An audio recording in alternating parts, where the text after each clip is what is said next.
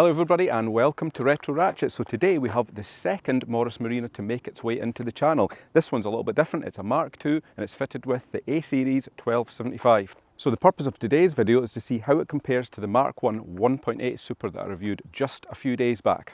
That's the click. That's the click. A few times it will. Third time lucky.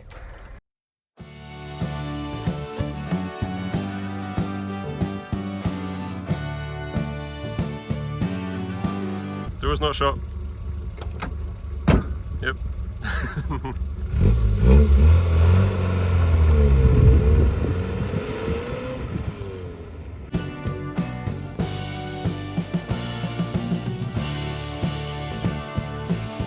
The braking power does seem to be It's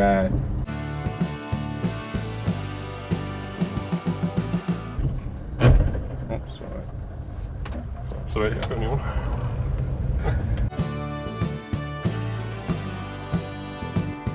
British Leylands for you. This video was going to be about explaining how good the Marina was. I nearly said Maxi there. But yeah, I was going to explain how great Marinas are, how reliable they are, why you should buy one, and then we were nearly stuck in a lay-by.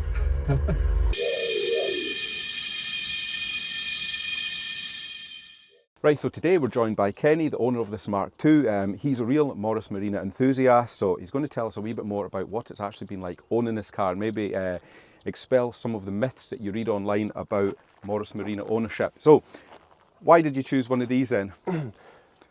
It's Glutton for punishment, it's always been a car that's fascinated me because of all the bad press that they get. The underdog. It's the true underdog. Was the underdog really as bad as what they say? The exact same question I asked when I done that Mark I. So, I mean, was it specifically a Mark II you were after when you were looking for one, or is it, there's a wee bit of a backstory to this one? There's a backstory to this one. I'd known the owner for quite a number of years. I knew that he had the car and he was looking after it. He got back to me about December last year and told me that his health was kind of getting on top of him and the car was getting on top of him a wee bit because of that. Yeah. So it was time to move it on. Right. So I thought, I'll not get the chance again. Now's your chance I'll never get the chance to have one of get these. one. So I snapped it up, went and seen it, drove it, liked it, was amazed at how nice it drove. Right, It's got super, the steering, the way it steers, the way it holds the road. They're very light, aren't they? It's really light, but it's because of all the stuff you read about them and the handling and the reliability issues stuff. I had this image in my head that this is going to be rubbish. I mean, you couldn't go too far wrong with the 1275. No. I mean, that's in everything. That's in minis. I've worked on minis and I've had a few minis. Yeah. So I know the engine. Fairly well. Sounds good. Have you had one before? Is this your first Marina? This is the first one. This is the only one I've drove. Right, only one you've drove. What other classic cars have you had? I've had minis. I had an old 4-litre Daimler. I've got an MX5 Mark So that's I. a bit of a difference, isn't it? It's a wee bit mini different. to 4-litre Daimler. I had a Triumph Dolomite 1500. All right, so you like British stuff. British stuff. I've had Sierras. I've had. So you've had quite a lot then. Lots of stuff. Right. Yeah. Sounds good. Right. Well, let's take a wee look at this one. First of all, I want to try and figure out how this differs from that Mark I I done a few days back. Obviously, I can see here the interior. We'll take a wee look at that in a minute. Exterior-wise, around the front, there is some differences to the nose on these, isn't there? The grille and stuff. Yeah. So for the Mark II, the profile of the bumper is different. Right. The grille's a little bit different. I mean, personally, I prefer the Mark II or the Mark III to the Mark I. The Mark I's are nice, very much, that classic styling, but I just like these later 70s ones rather than earlier 70s cars. But yes, I mean, in colour, what colour is this? This is Sandglow. Sandglow. This isn't going to be everybody's favourite colour, but I think it's pretty cool. It's perfect for the car. It suits British Leyland stuff down to a T. We've got this wee British Leyland badge on here. And then these little strips running along the side of the car. And I think the door handles are the same as a Mark I. They look very similar. Yeah, they run everything. Got the key inside there to open it with. 13-inch wheels as well, also with chrome hubcaps. They look very, very similar. What else? Oh, there's one obvious difference. these mirrors. These are door mirrors instead of wing mirrors. And you know what? I couldn't get used to those wing mirrors. It was really, really unusual trying to just focus in on them. You're so used to having mirrors here. And wipers. There's something about wipers in these that were changing the way the wipers were going, isn't there? Yeah, so the very early Mark 1s had wipers that ran the same as every other car. Right, right. And then early on they changed it to what we see now. Change them over to that. So Yeah, right, so that's interesting. Right, what else? Let's move round the back. Right, so what's the view like round the back? Well, it does actually look pretty much similar to the Mark 1. What do you reckon? Many differences? A wee bit different. The backlights Few have discrete changed. ones. All right, okay. If I remember rightly, Mark 1s don't have a reverse light. They're mounted. Yeah, that's right. There Yeah. did look like a couple of lights down below, which I assumed were reversing lights. I'll put a picture just above of the Mark 1 lights in the video. Badging looks very similar. Yep. Morris Marina 1.3 Super. Yep, super. Super as well. Bumper's different. Is it? Right. And the Mark 2 has a Ah, has right, an actual- right. A little an thing to actual turn to latch. open it. Yeah. Pea shooter exhaust as well. That looks pretty similar to me. And we're on a P here, aren't we? Factory So number plates too. May 76. May yeah, 76. yeah, this you're one. right. I looked it up. I've been doing Well my done. research. Fife Historic Vehicle Club car, heated rear window on this one. But yeah, nice motors. Right, let's have a wee look at the interior. British Leyland Brown. So I think this is maybe, for me, where the biggest difference is between the Mark 1 and the Mark 2. You've got this completely different dashboard. You know, it kind of slopes away from you here. Remember the Mark 1, it came out a bit further, it was trimmed, it looked like vinyl, it probably wasn't leather. So yeah, quite a big difference in here. Steering wheel looks similar. I do know it's not an identical wheel that's in this one. We don't have rev counter fit in this one, so poverty spec dashboard. Gearbox is the same. What other differences? There's tons and tons of legroom in that passenger side just looking over there. I think that is that different dashboard design. Right, so here's our instrument panel here. So we've got 120 mile an hour speedo, currently on 39,000 miles. So you know it's not even run in yet for a BL car. Fuel gauge over there and temperature gauge, and these ones, these are just blank in place. I don't know if Yeah. anything fitted on these in the other models. Higher spec, the HL models and stuff would have had Rev counter and stuff. they'd have had a maybe. rev counter in the middle, Right. Okay. and they'd have fuel and temperature. Ah, right. either So side. that'd be fuel and temperature, and that'd Yeah. be rev. Right. That makes sense. Obviously, oil gauge down there, and looks like your alternator one there, and then there's that steering wheel. Does it look like the early Allegro ones? Obviously, isn't a Quartic, but the design in the middle does look a wee bit similar. Morris written in the middle there. One other thing I did notice here is your indicators on the left now instead of the right for the Mark 1. So that was a bit confusing for me getting into, you know, I was still going for fifth gear and still going for an indicator on the right hand side. And over here you've got your heater controls, you've got your fan switch down there, and you've got your hot and cold air and direction. I guess you've just got a choice of feet and window or off, and no air conditioning, which we could definitely do with today. Over here, I guess this is just headlights. Yep. Yeah, so that's your headlight switch. Side light, man. And your heated rear window switch. I do recognise those switches. Were they in Minis as well? It's just a standard kind of BL item, isn't it? Yep, this is a parts car. Parts car. Parts special. Hazard warning light away down there, cigarette lighter, and your glove box. I don't know how big that glove box is. That's actually alright, it's not too bad. Yeah, it's just that legroom that surprises me.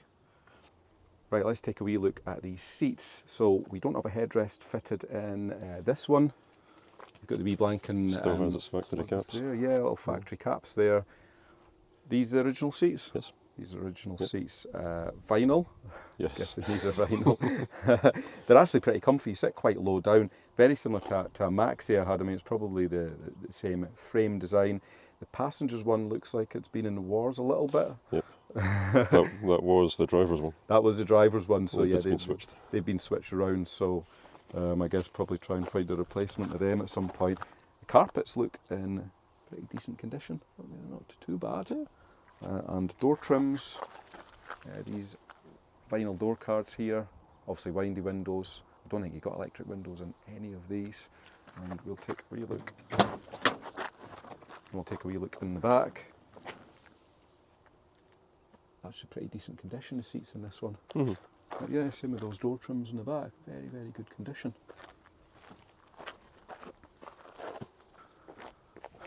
Right, front view. I think every single Morris Marina I've seen does seem to be fitted with extra driving lights. You did explain there was a reason for that, didn't you? The standard ones are pretty crap. You know, you just can't see where you're going at night. Yep. So yeah, so you fitted these, just these extra ones here.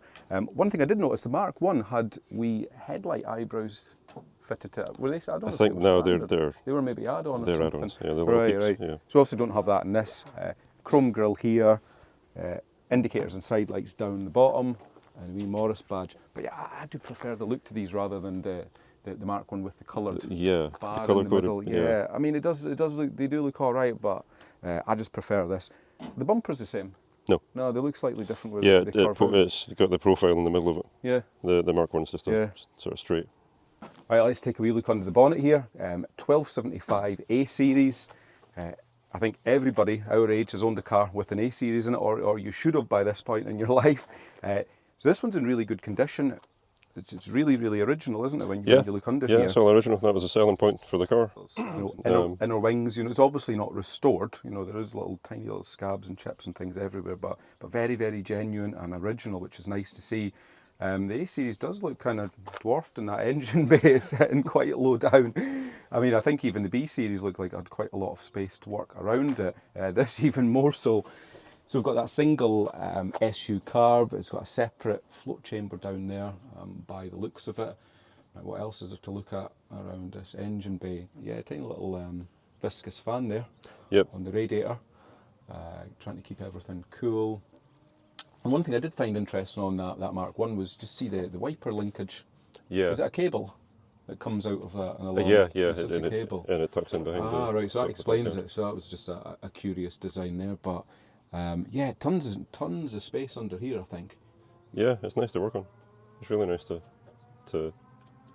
keep on top of. And obviously they fitted an O series later on, didn't they? Yeah. 1.7 O series. Maybe in the Mark 3.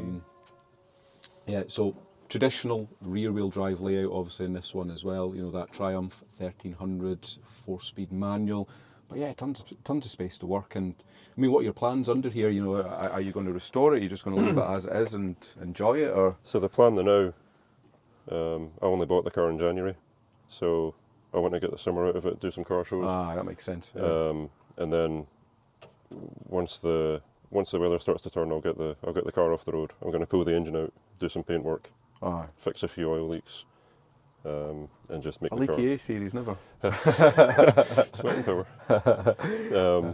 Yeah, so I'll get the engine out, I'll paint the engine bay, and I'll do some paint work on the inside. Yeah.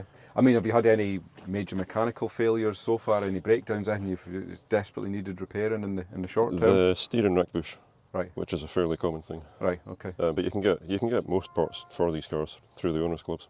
And engine's been fine? The engine's been perfect. Head gasket? No, it's been like that. spot on. Never missed a beat.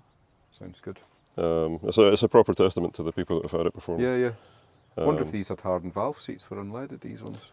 This one doesn't. This one doesn't. No, right. I run a fuel out of. Oh, right. Yeah. Fair enough. Yeah. Sounds good. Right, very good. Okay, so let's see how this 1.3 compares to the 1.8 that we drove just a couple of days ago. It's actually been quite an interesting experience just jumping between the two. And I did want to do them quite close together while the experience was still fresh in my mind. And I'm still reaching for fifth. Even after spending a few hours in the last one, I still haven't learned the lesson with that. But yeah, so what do I think about this one? I've done a few miles in this one so far. I think things like the suspension, the steering, all very, very similar. The steering I actually find reasonably precise in these. There's obviously no power steering in this one either. In terms of handling, we'll not be testing how fast it goes around bends or the like, but I think they corrected the understeer problem with these Mark 2s, didn't they? They have the same geometry. Yeah, I think it was early on into the Mark 1s that they rejigged all that. For the front suspension. So by the time the Mark 2 came along, it was basically driving like any other car. Right. That's good. So brakes on this one, I did note with the 1.8, there was the one thing I probably disliked the most about the brakes. I felt there was a lot of pressure needed to try and get the car to stop. Now, that car was actually fitted with the servo. Now this car from the factory isn't fitted with the servo, and the braking power does seem to be similar. So my conclusion was there's maybe a brake servo issue with the 1.8 if it performs the same as this one that wasn't fitted with the servo. So yeah, so I mean they do work. You just need to add a bit more pressure in to get the car to stop. Right, so engine wise, yeah, so this one's fitted with the A series 1275. It's a single carb. Single carburetor. Single carb. So what are these, about 60 brake horsepower? It's about 60 HP. Yeah. 60 horsepower. Yeah. And the 1.8 is 84. I think I found 82 or 84, something like that. I don't know whether I'm right on that. So obviously 1.8 is a wee bit quicker, but not by a massive amount. I wouldn't have thought. So the gearbox is the same. It's the 4-speed unit out of the Triumph that unfortunately does not have a 5th gear that I keep on going for all the time. One of the first things I noticed when I did drive this is it doesn't have that characteristic whine of an A series, obviously because it doesn't have the transfer gears like you would get if this was fitted in a Mini or a Metro. So that is interesting. A wee bit of whine still, but that's just from the alternator. But yeah, I mean, they're pleasant enough to drive. Sitting there 4th gear, you know, it's moving along pretty nicely, 50 mile an hour. We don't have a rev counter in this one, but I don't know, is the gearing different in this? It does seem to be turning over a wee bit more than the 1.8. Might be wrong. Yeah, I mean, I don't know. Do you reckon maybe 3,000 revs or something there? 3 and a bit. Sounds like it. Just on the topic of steering there, when doing a U-turn, it does seem to be a decent bit lighter than the 1.8. I noticed that straight away there was a little bit of a struggle, the extra weight of that heavy old B series in there. But yeah, I think these little A series are a good little bit lighter anyway.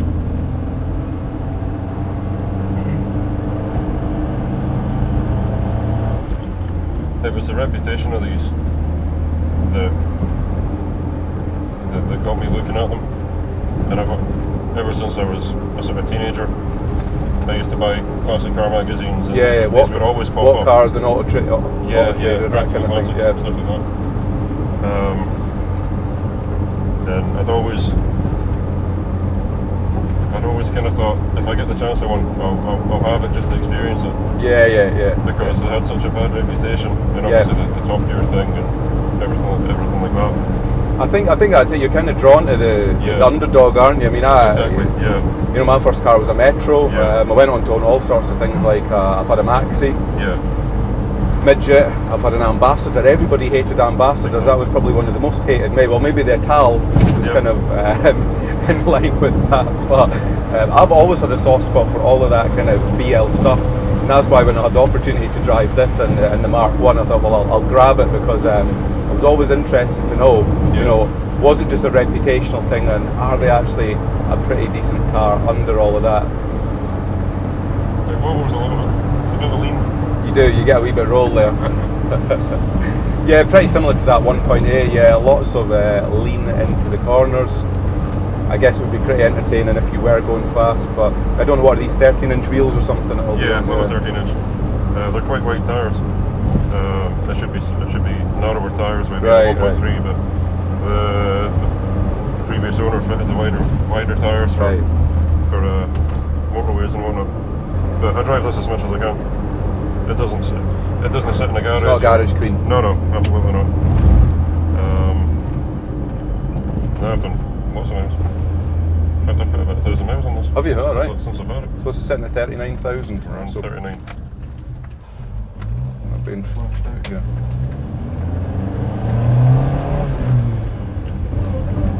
This is going to be our acceleration test.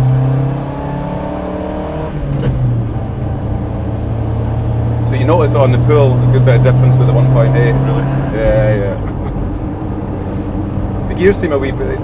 The ratios do seem to be different. I don't know if it's maybe the diff ratio is different. They've got a different differential. Yeah. I'll have to try and air these videos in the correct order, so the 1.8 is out first, so this one makes a bit more sense. But yeah, initially I didn't notice that much of a difference in performance, but then there on that pool there was quite a bit, so that's interesting. Yeah. Then again, on that 1.8, I did think it was actually reasonably, you know, the performance was pretty good for what it's meant to be, you know, even by today's standards for a big car. I mean, the little 1275, you know, it hustles along pretty well. Yeah, I mean, these cars were only designed to do the job of take you to work and back. To the shops and back. I mean, these things were never designed to be classic cars. They had a lifespan of about, if you got 10 years out of them. I mean, I read a lot of these were intended to be fleet cars. I wonder if that was the 1300 or the 1.8 that was the more popular for that kind of thing. Try and compete with the Cortina. Yeah. The fact that this car has survived till now, I know, is testament enough to the people that have had it. But yeah, the gearbox in this one, I think identical unit to the 1.8, which I said I pretty enjoyed. The clutch on this is a good bit lighter actually. I don't know if it's maybe been replaced or something like that. That accounts for it. Wee bit of wear on the second gear synchro.